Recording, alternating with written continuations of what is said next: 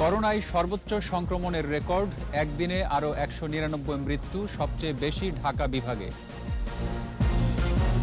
আগামী জুনের মধ্যে আসছে জনসন অ্যান্ড জনসনের 7 কোটি টিকা, 21 স্বাস্থ্যমন্ত্রী। হাসপাতালে অক্সিজেন সরবরাহ ও শয্যা সংখ্যা বাড়ানোর নির্দেশনা, প্রধানমন্ত্রীর কার্যালয়ে জরুরি ভার্চুয়াল বৈঠক। মাহমুদুল্লাহর অপরাজিত সেঞ্চুরি, তাসকিনের ক্যারিয়ার সেরা স্কোর, হারারের টেস্টে বড় সংগ্রহ টাইগারদের।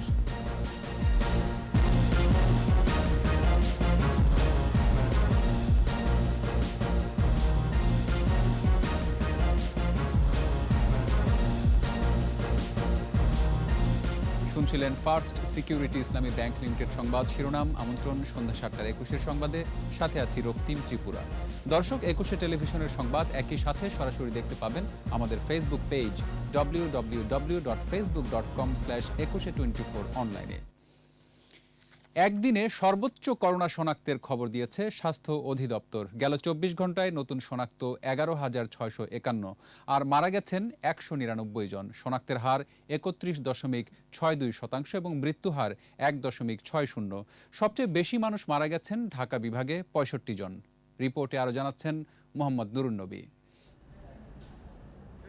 পরিস্থিতি যে নিয়ন্ত্রণের বাইরে সেটা সংক্রমণ ও মৃত্যুর পরিসংখ্যানই স্পষ্ট। একদিন মৃত্যুর রেকর্ড হচ্ছে পরদিন শনাক্তের। মানুষের শরীরে প্রাণঘাতী ভাইরাসের উপস্থিতি শনাক্তের ঊর্ধ্বগতিও যেন লাগামহীন। এই যেমন গেল 28শে জুনের পর 8 দিন 8,000-এর উপরে এবং গত 3 দিন 10,000-এর উপরে শনাক্ত। গেল 24 ঘন্টায় শনাক্ত 11,162 জন।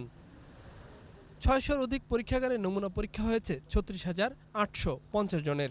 পরীক্ষার বিপরীতে দৈনিক সংক্রমণ হার বেড়ে দাঁড়িয়েছে 31.62%। আবার গেল 28শে জুন মারা গিয়েছিল 104 জন। এরপর টানা 9 দিন এই সংখ্যা শতকের উপরেই থেকেছে। সর্বশেষ 7 জুলাই মারা গেলেন 201 জন। ঠিক একদিন পরেই মারা গেলেন 199। মৃত্যুর হার 1.60। এর 145 জনেই হাসপাতালে মারা গেছেন। পরিসংখ্যানে 60ঊর্ধ্ব ব্যক্তির মৃত্যুর হার বেশি, এই সংখ্যা 107। সবচেয়ে বেশি মৃত্যু ঢাকা বিভাগে 65 জন, খুলনা বিভাগে 55, চট্টগ্রাম বিভাগে 37, রাজশাহী বিভাগে 15 জন। এ পর্যন্ত মৃত্যু হয়েছে 15,792 জনের। একদিনে সুস্থতার সংখ্যা 5,844। সুস্থতার হার কমে হয়েছে 86.57%। এ নিয়ে প্রায় 1.5 বছরে শনাক্তের সংখ্যা 9,89,219। মোহাম্মদ নুরুন নবী, 21 টেলিভিশন, ঢাকা। সারা দেশে সর্বাত্মক লকডাউনের মধ্যে বাড়ছে করোনা সংক্রমণ ও মৃত্যুর হার। করোনা উপসর্গে একদিনে খুলনায় 21, রাজশাহীতে 18, ময়মনসিংহে 17 ও কুষ্টিয়ায় 17 জন সহ বিভিন্ন জেলায় মারা গেছে 175 জন। 21 প্রতিনিধিদের সহায়তায় মাসুমা লিসার রিপোর্ট। 24 ঘন্টায় খুলনার 4 হাসপাতালে মারা গেছে 21 জন। তাদের মধ্যে করোনায় 20 জন ও উপসর্গে একজনের মৃত্যু হয়েছে। রাজশাহী মেডিকেলে মারা গেছে 18 জন। আগের দিনের চেয়ে 4.65% বেড়ে শনাক্তের হার এখন 26.57%। ময়মনসিংহ মেডিকেল কলেজ হাসপাতালে করোনা উপসর্গ নিয়ে 17 জনের মৃত্যু হয়েছে। কুষ্টিয়া জেনারেল হাসপাতালে আরও 17 জনের মৃত্যু হয়েছে। তাদের মধ্যে 10 জন করোনা পজিটিভ, 7 জন করোনা উপসর্গ ছিল। শনাক্তের হার প্রায় 21%। ফরিদপুরে করোনা উপসর্গ নিয়ে 14 জনের মৃত্যু হয়েছে। নতুন রোগী 174 সহ শনাক্তের হার 45.18%। বরিশাল শেরেবাংলা মেডিকেল কলেজে 11 জনের মৃত্যু হয়েছে। বরিশাল বিভাগে নতুন করে আক্রান্ত হয়েছে 414 জন। আক্রান্তের হার 51.85%। যশোরে করোনা উপসর্গ নিয়ে মারা গেছে 11 জন। চুয়াডাঙ্গায় মারা গেছে 11 জন। আক্রান্ত 37.09%। টাঙ্গাইলে করোনা উপসর্গে আরও 11 জনের মৃত্যু। সাতক্ষীরায় করোনা উপসর্গে মারা গেছে 10 জন।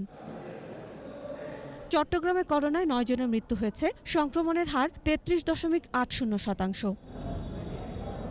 ঝিনাইদহে করোনা উপসর্গ নিয়ে 4 জনের মৃত্যু। নতুন আক্রান্ত 144। নাটোর সদর হাসপাতালে উপসর্গে 3 জনের মৃত্যু হয়েছে। শনাক্তের হার 44.83%। শেরপুরে করোনায় মারা গেছে 2 জন। শনাক্তের হার 40.50। মোংলায় এক স্বাস্থ্যকর্মী সহ মারা গেছে 2 জন। নারায়ণগঞ্জে মারা গেছে 1 জন। বগুড়ায় 4 জনের মৃত্যু হয়েছে, ঠাকুরগাঁয়ে মারা গেছে আরও 2 জন, দিনাজপুরে 1, নীলফামারীতে 1, লালমনিরহাটে 3, জয়পুরহাটে মারা গেছে 2 জন। হিলিতে নতুন আক্রান্ত 14।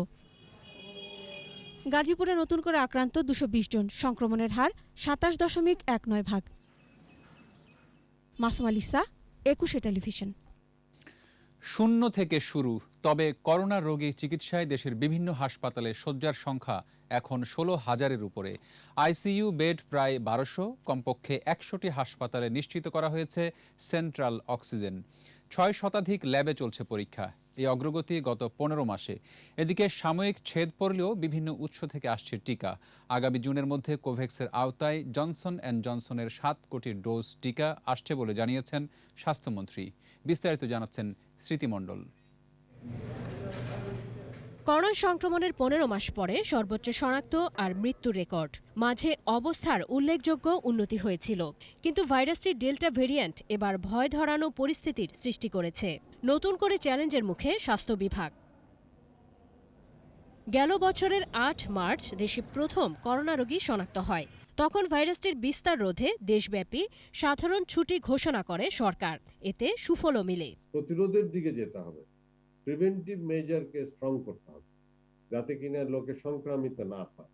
সংক্রামিত না হলে পরে রোগী বাড়বে না, রোগী না বাড়লে মৃত্যুর হার কমে যাবে। গ্র্যাজুয়ালি করোনা থেকে আমরা বেরিয়ে আসতে পারবো। আর ঊর্ধ্বমুখী সংক্রামিত হলে রোগীর সংখ্যা বাড়বে, বেডের চাহিদা বাড়বে, মৃত্যুর হারও বাড়বে। সবকিছুতেই একটা বিরূপ প্রতিক্রিয়া পড়বে। তবে প্রয়োজনীয় পরীক্ষাগার, দরকারি সুরক্ষা সামগ্রী ও অবকাঠামোগত যথেষ্ট প্রস্তুতি ছিল না তখন। কিন্তু এখন পরিস্থিতি অনেকটাই ভিন্ন। মাত্র একটি দিয়ে শুরু হলেও সময়ের ব্যবধানে এখন ল্যাবের সংখ্যা 6 শতাধিক। দৈনিক নমুনা পরীক্ষা 35,000 ছাড়িয়েছে। যারা দরিদ্র ব্যক্তি তাদের জন্য এই টেস্ট করাটা বিনামূল্যে হবে। আমাদের নির্দেশনা যদি কিনা কেউ লঙ্ঘন করে, তাহলে পরে তো আমরা ব্যবস্থা নিবই, যা আইনি ব্যবস্থা আছে। এদিকে উন্নতি হয়েছে চিকিৎসা অবকাঠামো ব্যবস্থাপনাতেও। করোনা চিকিৎসায় গড়ে ওঠে বিশেষ হাসপাতাল। অনেক হাসপাতালে বড় আকারে চালু হয়েছে করোনা ইউনিট। এসব হাসপাতালে বর্তমানে 16,000-এর বেশি শয্যা নিশ্চিত করা হয়েছে। আর আইসিইউ বেডের সংখ্যা এখন 1200-র কাছাকাছি। প্রত্যেকটি জেলায় বা ডিভিশনের জেলায় একটি করে আলাদা হাসপাতাল, টেম্পোরারি হাসপাতাল ব্যবস্থা করার জন্য নির্দেশনা আমরা দিয়েছি, এবং ঢাকায়ও আমরা 2টি হাসপাতাল ব্যবস্থা করার জন্য নির্দেশনা আমরা দিয়েছি।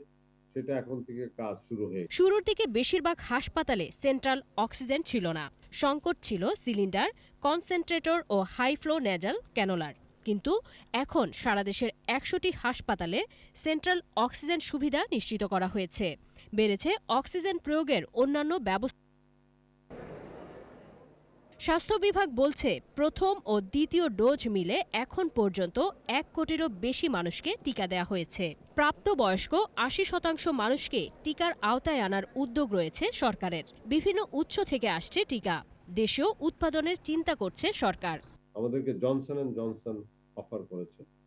আমরা সেখানে প্রায় 7 কোটি ভ্যাকসিন আমরা বুকিং দিয়েছি। তো 7 কোটি ভ্যাকসিন 7 কোটি লোককেই দেওয়া যাবে, কারণ ওই ভ্যাকসিন, একটা ভ্যাকসিনই একজনের জন্য যথেষ্ট। তো টোটাল আমাদের এবছর 10 কোটি ভ্যাকসিন এর মোটামুটি কার্যক্রম হাতে আছে।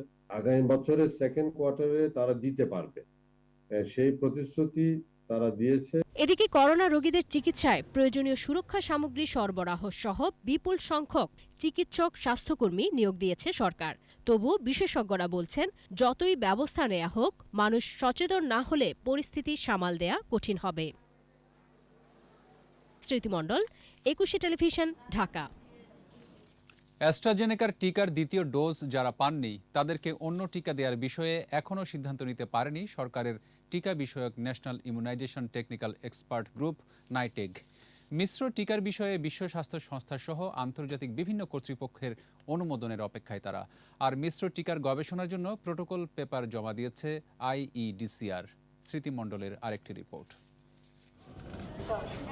ভয়ঙ্কর হয়ে উঠেছে করোনা পরিস্থিতি। শনাক্ত এবং মৃত্যুর রেখা প্রতিদিনই উপরের দিকে উঠছে। এপ্রিলে ডেল্টা ভেরিয়েন্ট শনাক্তের পর সংক্রমণ দ্রুত ছড়িয়ে পড়ছে বলে জানিয়েছে আইইডিসিআর। জিনোম সিকোয়েন্সিংয়ের ফলাফল বলছে মে মাসে ৪৫% ও জুন মাসে ৭৮% নমুনায় শনাক্ত হয়েছে ডেল্টা ভেরিয়েন্ট। প্রতিরোধে ফেব্রুয়ারি থেকে অক্সফোর্ড অ্যাস্ট্রাজেনেকার টিকায় ভ্যাকসিনেশন শুরু হয়। ভারতের সংকট শুরু হলে সেরাম থেকে টিকা আসা বন্ধ হয়। দ্বিতীয় ডোজের অপেক্ষায় ১৫,২৭,৪১৫ জন। এ অবস্থায় মিক্স অ্যান্ড ম্যাচ পদ্ধতি অর্থাৎ ২ ডোজ ২ ধরনের টিকা দেওয়ার বিষয়টি ভাবার সময় এসেছে। অ্যাস্ট্রাজেনেকা এটাও ভেক্টরের মধ্যে যেটা জিনটা ঢুকে দেওয়া আছে সেটাও স্পাইক প্রোটিন তৈরি করবে। আপনার অন্য যেটা বিশেষ করে মডার্না এবং ফাইজার ওরাও কিন্তু যে আরএনএটা ওটাও কিন্তু স্পাইক প্রোটিনই তৈরি করবে।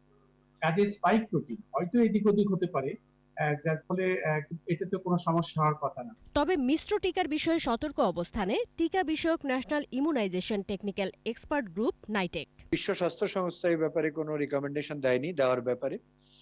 আমাদের যেগুলো রেগুলেটরি অথরিটি আছে বিশ্বের বিখ্যাত, যেমন ধরেন food and drug administration USA, UK, ইউরোপীয় ইউনিয়ন দেয়নি। তবে যদি এগুলো অথরিটি কেউ বলে দেয়া যাবে আমরা অবশ্যই দেব। মানুষের জীবনের বিষয়, সুতরাং আমরা হঠাৎ করে দুটো একটা এভিডেন্সের উপর ভিত্তি করে সিদ্ধান্ত নিতে পারি না।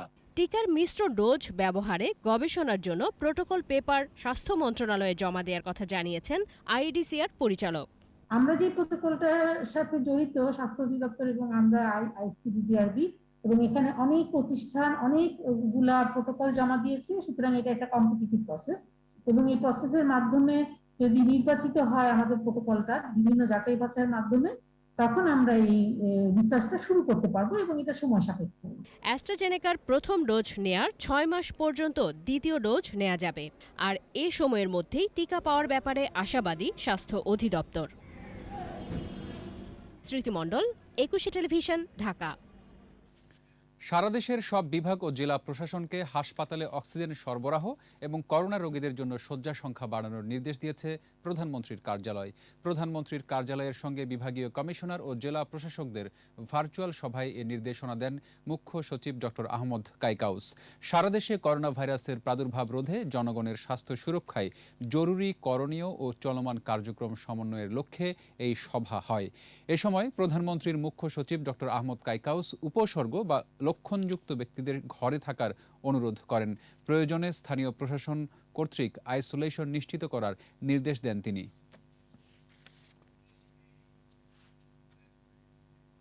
এদিকে সরকারের সিদ্ধান্তসমূহ বাস্তবায়নে সমন্বয়ের দায়িত্ব সচিবদের দেয়া হয়েছে বলে জানিয়েছেন তথ্য ও সম্প্রচার মন্ত্রী ডক্টর হাসান মাহমুদ। আর দায়িত্বপ্রাপ্ত জেলায় জনপ্রতিনিধিদের সাথে নিয়েই কাজ করবেন বলেও জানান তিনি। দুপুরে রাজধানীর মিন্টু রোডের বাসভবন থেকে চট্টগ্রাম জেলা সমন্বয় সভার অনলাইন বৈঠকে মন্ত্রী এসব কথা বলেন। সম্মানিত সচিবরা যে সমস্ত জেলায় সমন্বয়কের দায়িত্ব পালন করছেন, তারা সেখানে ওই সমস্ত জেলার যারা মন্ত্রী আছেন, যারা এমপি আছেন এবং অন্যান্য জনপ্রতিনিধি আছেন, তাদের সাথে আলোচনা করেই তারা সমন্বয়টা করছেন। সুতরাং এখানে কাউকে খাটো করা হয়নি। সচিবরাই সরকারি কাজে সবসময় সমন্বয় করেন, এখানেও সমন্বয় করার জন্যই তাদেরকে দায়িত্ব দেওয়া হয়েছে। করোনা সংক্রমণ প্রতিরোধে চলছে কঠোর লকডাউন। মাঠে রয়েছে সেনাবাহিনী, র্যাব, পুলিশ ও বিজিবি। এছাড়া ভ্রাম্যমাণ আদালতের শাস্তিমূলক ব্যবস্থা সত্ত্বেও বাড়ছে মানুষের চলাচল। ব্যক্তিগত গাড়ি ও রিকশার অবাধ যাতায়াতে রাজধানীর বিভিন্ন সড়কে সৃষ্টি হচ্ছে দীর্ঘ যানজট। মানিক শিকদারের রিপোর্ট। কঠোর লকডাউনের অষ্টম দিন সকাল থেকে রাজধানী বিভিন্ন সড়কে যানবাহনের চাপ। বেলা বাড়ার সাথে সাথে বাড়তে থাকে যানবাহনের সংখ্যা। সড়কে গণপরিবহন না থাকলেও ব্যক্তিগত গাড়ি ও রিকশার ভিড়ে কারণ বাজার, সাত রাস্তা, আগারগাঁও, মহাখালী সহ বিভিন্ন স্থানে সৃষ্টি হয় যানজট। রাজধানীর বিভিন্ন মোড়ে মোড়ে অবস্থান নেয় পুলিশ। চেকপোস্টে প্রতিটি গাড়ি থামিয়ে চলছে জিজ্ঞাসাবাদ। যারা অহেতুক বাইরে ঘোরাফেরার জন্য আসছে, আমরা তাদেরকে আইনের আওতায় নিয়ে আসতেছি। ঘর থেকে বের হওয়া মানুষ আইন শৃঙ্খলা রক্ষাকারী বাহিনীর কাছে দিচ্ছেন নানা অজুহাত। রিকশায় করে আমরা 3 জন যাচ্ছি, যেহেতু পিজি হাসপাতাল থেকে 60 ফিট পর্যন্ত কোনো গাড়ি ঘোড়া চলতেছে না। আমাদের কার্ডটা এখনো তৈরি হয়নি, বানাইতে দিছি, কারণ লকডাউন এখনো বানাইতে পারিনি। বিজিবির সহযোগিতায় বিভিন্ন স্থানে পরিচালিত হচ্ছে প্রশাসনের ভ্রাম্যমাণ আদালত। স্বাস্থ্যবিধি না মানায় অনেকের বিরুদ্ধে নেওয়া হচ্ছে শাস্তিমূলক ব্যবস্থা। আইনগতভাবে আমার অন্যায় হয়েছে, হ্যাঁ, এখন থেকে আমি সতর্ক অবশ্যই হতে হবে। রাজধানী বিভিন্ন এলাকায় টহলের পাশাপাশি করোনা প্রতিরোধে সচেতনতামূলক কর্মকাণ্ড পরিচালনা করছে বাংলাদেশ সেনাবাহিনী। অল্প কিছু সংখ্যক আমরা পাচ্ছি যারা ফলস আইডেন্টিটি অথবা ফলস পেপার নিয়ে বের হচ্ছেন, তাদেরকে আমরা আইনের ব্যবস্থা নিচ্ছি। র্যাবের পক্ষ থেকেও চলছে বিশেষ অভিযান। নির্বাহী ম্যাজিস্ট্রেট জানান, জরুরি প্রয়োজন ছাড়া যারা বাইরে বের হচ্ছেন তাদের বিরুদ্ধে আইনি ব্যবস্থা নেওয়া হচ্ছে। প্রথম 2-3 দিন আমাদের একটু কড়াকড়ি ছিল এবং লোকজন খুব কম বের হয়েছে। তো এরপরে যেটা ব্যাংক যেদিন থেকে খোলা হলো সেদিন থেকে লোকজনের উপস্থিতি একটু বেড়েছে। স্বভাবতই মানুষ জরুরি প্রয়োজনেই বের হচ্ছে। লকডাউনে প্রশাসনের কঠোর অবস্থান থাকার পরও সড়কে থামানো যাচ্ছে না জনস্রোত। আর এই পরিস্থিতি চলতে থাকলে করোনা সংক্রমণ ভয়াবহ রূপ ধারণ করবে বলে আশঙ্কা স্বাস্থ্য বিশেষজ্ঞদের। মানিক শিকদার, 21 টেলিভিশন, ঢাকা। নিচ্ছি সংবাদ বিরতি। যখন ফিরছি তখন অন্যান্য খবরের সঙ্গে আরও থাকছে। ডেঙ্গুর প্রকোপ বাড়ছে, প্রতিদিনই হাসপাতালে নতুন রোগী, মশক নিধনে কঠোর সিটি কর্পোরেশন। আমন্ত্রণ আবারও সন্ধ্যা 7:21 সংবাদে। মুজিব বর্ষে প্রধানমন্ত্রী শেখ হাসিনার উপহারের গৃহ নির্মাণে দায়িত্বে অবহেলা ও অনিয়মের সাথে জড়িতদের কোনো ছাড় দেয়া হবে না বলে জানিয়েছেন সড়ক পরিবহন ও সেতুমন্ত্রী ওবায়দুল কাদের। নিজ বাসায় নিয়মিত ব্রিফিংয়ে তিনি জানান, এই ঘটনায় এরই মধ্যে তদন্ত কমিটি গঠন করা হয়েছে। অনেক ক্ষেত্রে খাস ভূমিসহ তুলনামূলকভাবে নিচু স্থানে হওয়ায় স্থাপনাসমূহ ক্ষতিগ্রস্ত হয়েছে।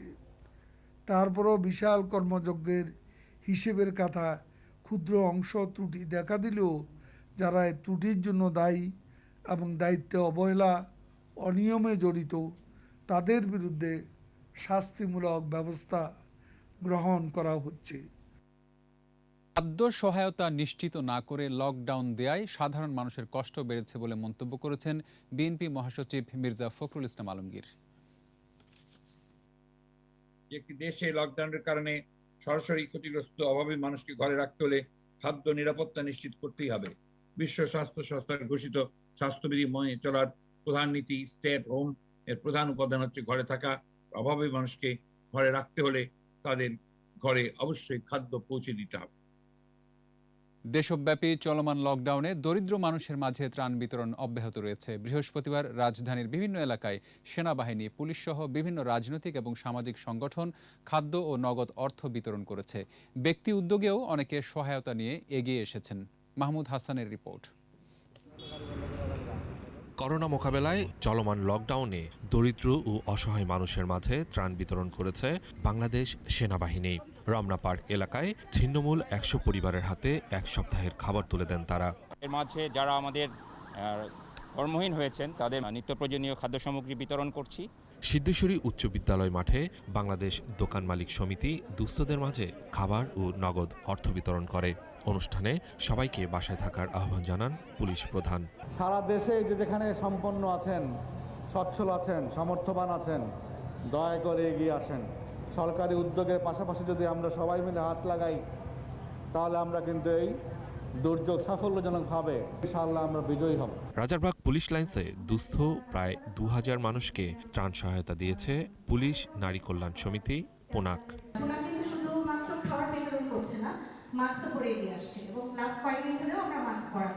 পুরনো ঢাকার টিকাটুলি এলাকায় দুস্থদের মাঝে রান্না করা খাবার বিতরণ করেছে যুবলীগের কেন্দ্রীয় কমিটি।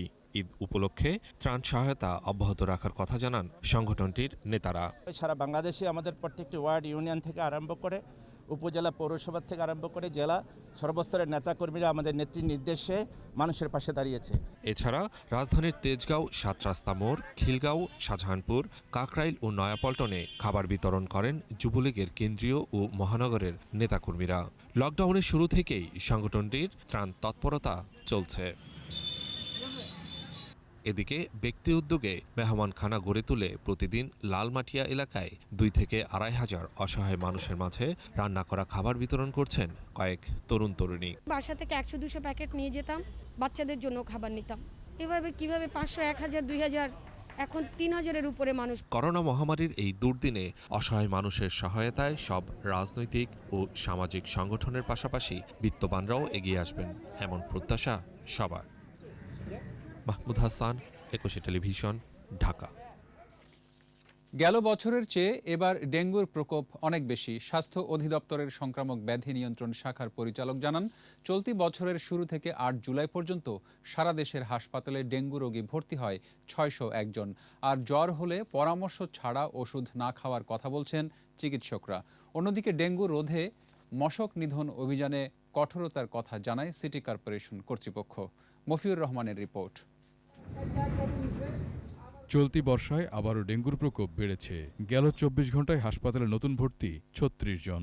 আর সব মিলিয়ে দেশের বিভিন্ন সরকারি বেসরকারি হাসপাতালে ভর্তি ১৫১ জন। এর মধ্যে ঢাকার রোগী ১৪৯ জন। এদিকে ডেঙ্গু জ্বরে আক্রান্ত হয়ে রাজধানীর একটি বেসরকারি হাসপাতালে মারা যান জগন্নাথ বিশ্ববিদ্যালয়ের শিক্ষক সাইদা নাসরিন। তার এ মৃত্যুর তথ্য এখনো সরকারি নথিভুক্ত হয়নি।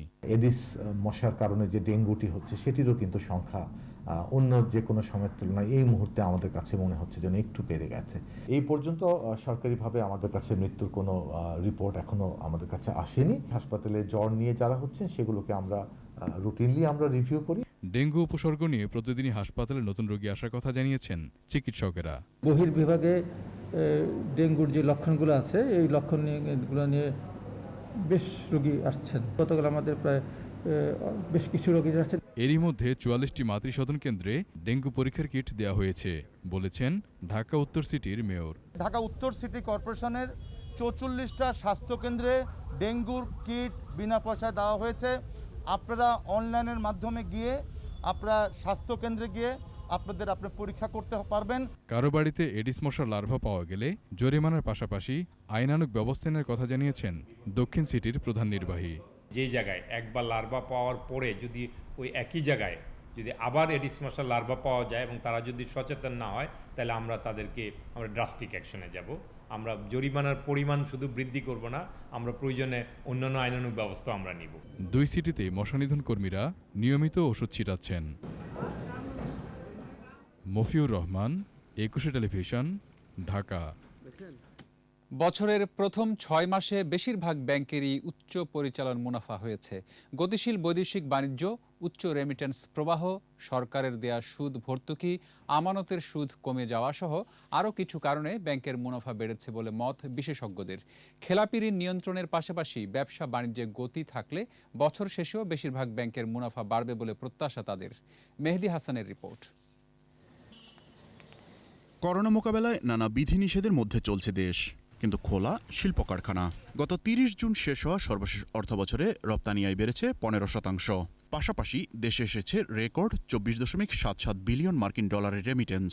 এসব লেনদেনে কমিশন পেয়েছে ব্যাংকগুলো।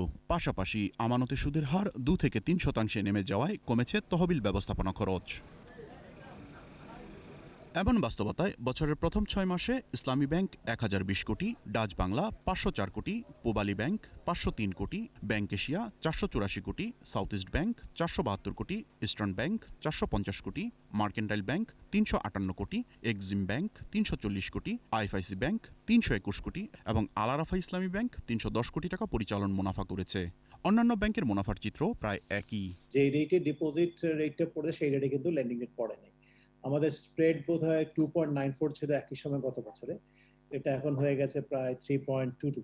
কিছু ব্যাংক আবার ট্রেজারি অ্যাক্টিভিটি থেকে অনেক পয়সা they have could make. At the same time কিছু ট্রেডিং অ্যাক্টিভিটিস বেড়েছে, আপনাদের অলরেডি কিন্তু আমাদের ওই যে ট্রেড গ্যাপ বেড়ে গেছে। পুঁজিবাজার থেকে ডিভিডেন্ড ভালোই পেয়েছে ব্যাংকগুলো। আর সবচেয়ে বড় যেটা হলো প্রতিটা ব্যাংকে যেটা ইনভেস্ট করেছিল পুঁজিবাজারে, কোনো ব্যাংকের বেশ বড় ইনভেস্টমেন্ট আছে, তার এগেইনস্টে গত বছর অনেক টাকা প্রভিশন রাখতে হয়েছিল। দাম বেড়ে যাওয়ার ফলে প্রভিশন যেটা রাখা ছিল এটা ব্যাংকগুলো প্রভিশনটা বের হয়ে আসাতে এটা কিন্তু প্রফিটে চলে আসছে। কিন্তু করোনা সংকট কেটে গেলে ঋণ শ্রেণীকরণে আগের নীতিতে ফিরতে পারে কেন্দ্রীয় ব্যাংক। এতে খেলাপি ঋণ বাড়লে এর বিপরীতে সঞ্চিতি রাখতে হবে ব্যাংকগুলোকে। পাশাপাশি অন্যান্য খরচ ও কর পরিশোধের পর বছর শেষে জানা যাবে ব্যাংকের প্রকৃত মুনাফার চিত্র। গত মার্চে ব্যাংকগুলোর স্বাস্থ্য একটু ভালো আছে, ফিনান্সিয়াল স্বাস্থ্যটা, জুনে হয়তো আর একটু ভালো হবে। আর প্রতিটা ব্যাংকই তো গভর্নমেন্টের পলিসিগত সাপোর্ট যেমন পেয়েছে। অপারেটিং প্রফিট কিন্তু একটা ব্যাংকের মেইন করা যায় না, মূল নির্ণায়ক নয়। এখানে কিন্তু আপনার ট্যাক্স আছে, আপনার প্রভিশন আছে, সো ওই সব কিছু মিলে আলটিমেটলি যে ইনকামটা অ্যাভেলেবল হয় সেটা কিন্তু অনেক কম হয়। সরকার ঘোষিত আর্থিক প্রণোদনায় পাওয়া সুদ ভর্তুকি আর করোনা মহামারীতে ব্যাংকগুলোর অভ্যন্তরীণ ব্যয়বহুল অনুষ্ঠান কমে যাওয়ার কারণেও পরিচালন মুনাফা বাড়ছে বলে মনে করছেন বিশ্লেষকরা। মেহেদী হাসান, 21 টেলিভিশন, ঢাকা। বাংলাদেশ সেনাবাহিনীর বৃক্ষরোপণ অভিযান 2021 উদ্বোধন করেছেন সেনাবাহিনী প্রধান SM শফিউদ্দিন আহমেদ। ঢাকা সেনানিবাসের শহীদ মোস্তফা কামাল লাইন এলাকায় একটি চারা রোপণ করে কর্মসূচির উদ্বোধন করেন সেনাপ্রধান। মুজিব বর্ষে বৃক্ষরোপণ সোনার বাংলার স্বপ্ন বপন এই প্রতিপাদ্যে ফলজ, বনজ ও ঔষধি গাছের চারা রোপণ করা হবে বলে জানানো হয়েছে সেনাবাহিনীর পক্ষ থেকে। 15 আগস্ট পর্যন্ত কর্মসূচি চলবে আর এবছর লাগানো হবে প্রায় 2 লাখ গাছ।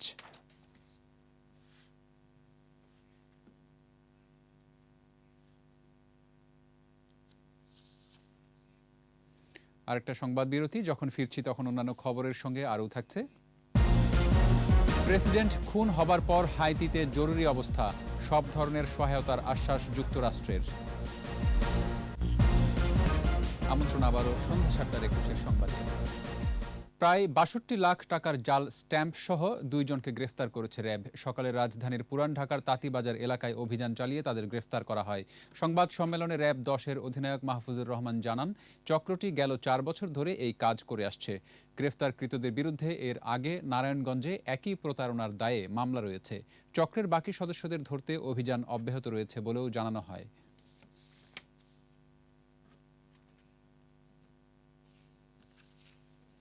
রাজশাহীতে অর্থের বিনিময়ে ভুয়া করোনা পরীক্ষার সার্টিফিকেট বিক্রির অভিযোগে জালিয়াত চক্রের 3 জনকে গ্রেপ্তার করেছে গোয়েন্দা পুলিশ। দুপুরে মহানগর গোয়েন্দা পুলিশ কার্যালয়ে সংবাদ সম্মেলনে তাদের হাজির করা হয়। গোপন তথ্যের ভিত্তিতে গত রাতে অভিযান চালিয়ে হেতেমখা কলাবাগান এলাকা থেকে তাদের গ্রেপ্তার করা হয়। এরা হলেন জালিয়াত চক্রের মূল হোতা তারেক আহসান, তার 2 সহযোগী রফিকুল ইসলাম ও তার স্ত্রী শামসুন্নাহার শিখা। 3,000 থেকে 15,000 টাকার বিনিময়ে বিভিন্ন চাকুরিজীবী ও বিদেশগামীদের কাছে করোনা পরীক্ষার ভুয়া সার্টিফিকেট তৈরি করে বিক্রি করত তারা।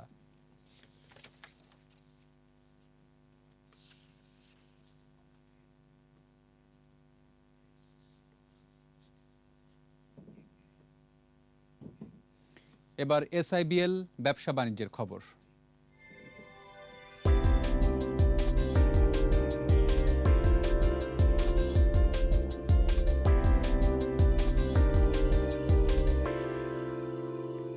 করোনা পরিস্থিতিতে ঝিনাইদহের মুমূর্ষু রোগীদের পাশে দাঁড়িয়েছে আকিজ বেকার্স লিমিটেডের premium biscuit brand Beckmans. Beckmans corona ওয়ারিয়র্সের ব্যানারে সদর হাসপাতালে 2টি উন্নত মানের হাইফো নেজেল ক্যানোলা প্রদান করা হয়েছে। দুপুরে জেলা প্রশাসক মজিবুর রহমানের কাছে ক্যানোলা 2টি হস্তান্তর করা হয়। এ সময় উপস্থিত ছিলেন police super Muntasirul Islam, civil surgeon doctor Selina Begum, Akij বেকার্সের divisional sales manager Russell Mahmud ও ইব্রাহিম খলিল।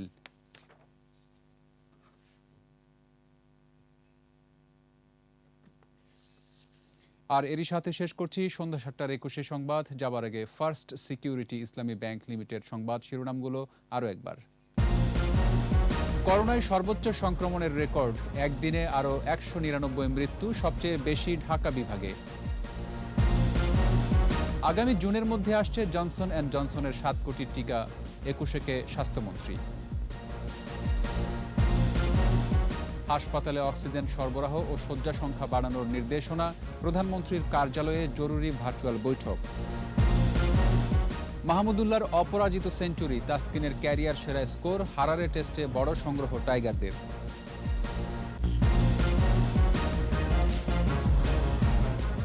সর্বশেষ খবর জানতে ডায়াল করুন 2021 নম্বরে আর ভিজিট করুন 21-tv.com ওয়েবসাইটে। এছাড়া ফেসবুকে লগ ইন করতে পারেন facebook.com/2124 অনলাইনে। পরের সংবাদ রাত 9টায় দেখার আমন্ত্রণ রইল। স্বাস্থ্যবিধি মেনে চলুন, সুস্থ থাকুন।